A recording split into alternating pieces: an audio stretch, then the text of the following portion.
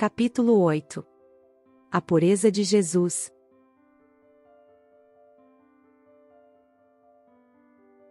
Se desejas teu caminho repleto de paz e luz, traze o amor de teu filhinho ao santo amor de Jesus. João de Deus, relicário de luz. Jesus é o mestre e o divino amigo, pois através de seus exemplos e suas verdades nos mostrou o caminho que eleva e consola.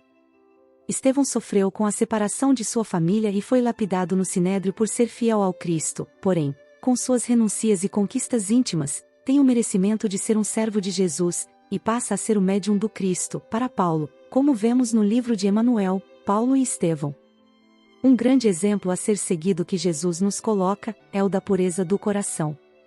Maria de Magdala era vista por todos como uma cortesã indigna, mas Jesus vê nela a irmã sofredora, necessitada de amor e compreensão, e então, ela vem a se tornar a maior convertida do Evangelho, levando a palavra e o exemplo vivo do Evangelho, consolado os necessitados.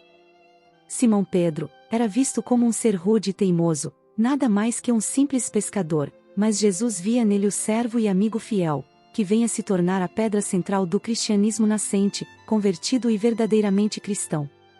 Saulo de Tarso era visto como um rigoroso doutor da lei, mas Jesus via nele o apóstolo dos gentios, e posteriormente vem a ser o mais importante divulgador do cristianismo, levando a palavra divina aonde fosse. Os poderosos da terra, vistos como opressores e injustos, eram considerados pelo Cristo como irmãos sofredores, escravizados pelas paixões inferiores, necessitados da luz divina do esclarecimento e do amor.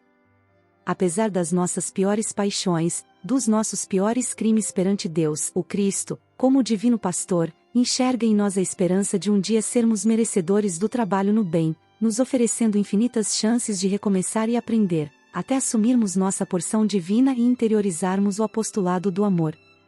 Essa é a sublime pureza de coração que o Cristo exemplificou. A pureza do coração é inseparável da simplicidade e da humildade. Exclui todo pensamento de egoísmo e de orgulho.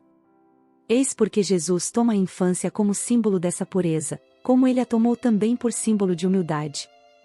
Evangelho segundo o Espiritismo, Allan Kardec. Vamos observar dois trechos de Emanuel, sobre a pureza do coração.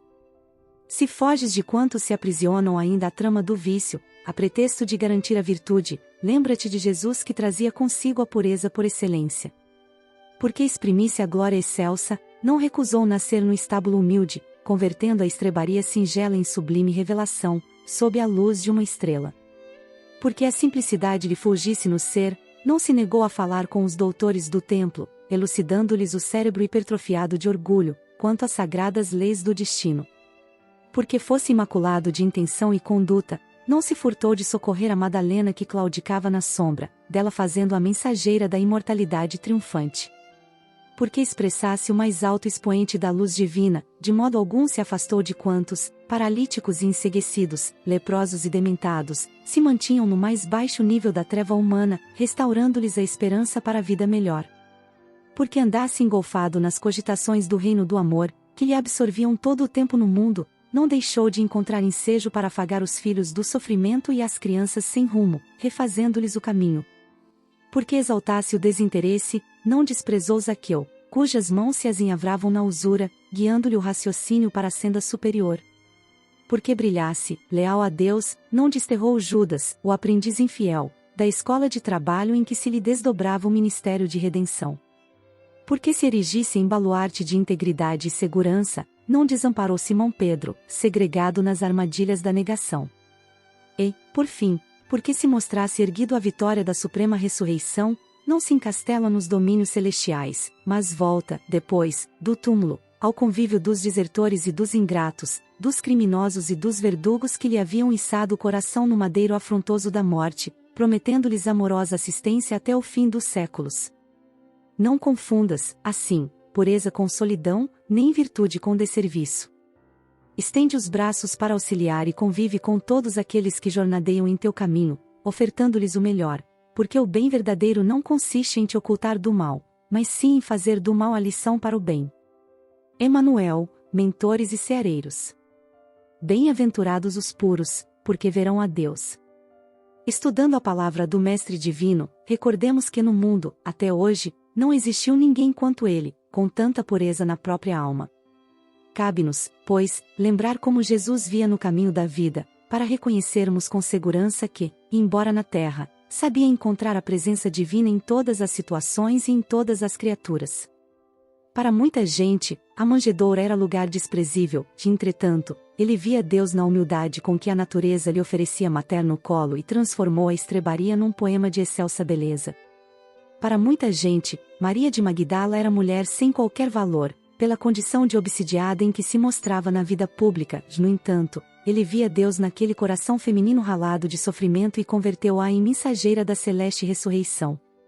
Para muita gente, Simão Pedro era homem rude e inconstante, indigno de maior consideração, contudo, ele via Deus no espírito atribulado do pescador semi-analfabeto que o povo menosprezava e transmutou-o em paradigma da fé cristã, para todos os séculos.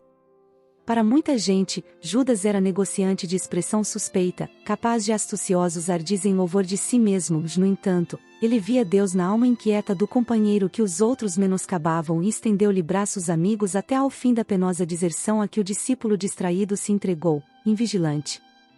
Para muita gente, Saulo de Tarso era guardião intransigente da lei antiga, vaidoso e perverso, na defesa dos próprios caprichos, e contudo, ele via Deus naquele espírito atormentado, e procurou-o pessoalmente, para confiar-lhe embaixada importante.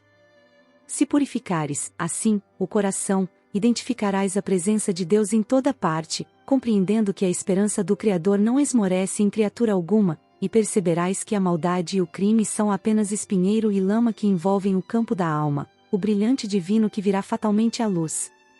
E aprendendo e servindo, ajudando e amando passarás, na terra, por mensagem incessante de amor, ensinando os homens que te rodeiam a converter o charco em berço de pão e a entender que, mesmo nas profundezas do pântano, podem surgir lírios perfumados e puros para exaltar a glória de Deus.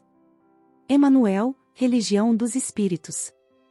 Cabe a nós, um exercício diário e constante de orar a Deus, e agradecer as coisas mais simples da vida. Pois aonde dirigirmos nosso olhar, encontraremos a sabedoria e o amor de Deus. A natureza, bela e tão importante para a continuação da vida, aí está Deus. As dificuldades de nossas vidas, nossos problemas no meio social, familiar e profissional, aí está Deus, pois são as oportunidades de sermos como cristãos, é com esses dissabores e dificuldades da vida, que temos a oportunidade de provar e espiar o que cobra nossa consciência culposa e assim, abrindo os olhos do espírito e enxergando a Deus em todas as coisas, construímos a pureza do coração, ensinada e demonstrada por Jesus, o mensageiro de Deus. A pureza que Jesus nos demonstra, é a de enxergar a dor, como um meio de elevação, afinal, a dor é uma bênção que Deus envia aos seus eleitos. Enxergar o doente, como um necessitado de esclarecimento e luz. Enxergar as vontades de Deus, acima das vontades de nós mesmos. Enxergar o futuro perfeito que é a fatalidade para todos nós, ao invés de remoer o passado culposo. Todos carregamos um passado criminoso, mas também, todos carregaremos no futuro, a plenitude da perfeição, pois somos criados perfectíveis por Deus, isto é, nossa única fatalidade nesta grande vida imortal, é a de sermos perfeitos, e é isso que Jesus enxerga em todos nós, é isso que Jesus espera em todos nós, portanto, nascer, morrer, renascer ainda, progredir sempre, tal é a lei. Base bibliográfica. Evangelho segundo o Espiritismo, capítulo 8. Relicário de Luz, autores diversos, capítulo 35. Mentores e Ceareiros, autores diversos, capítulo 1. Religião dos Espíritos, Emanuel, capítulo 11.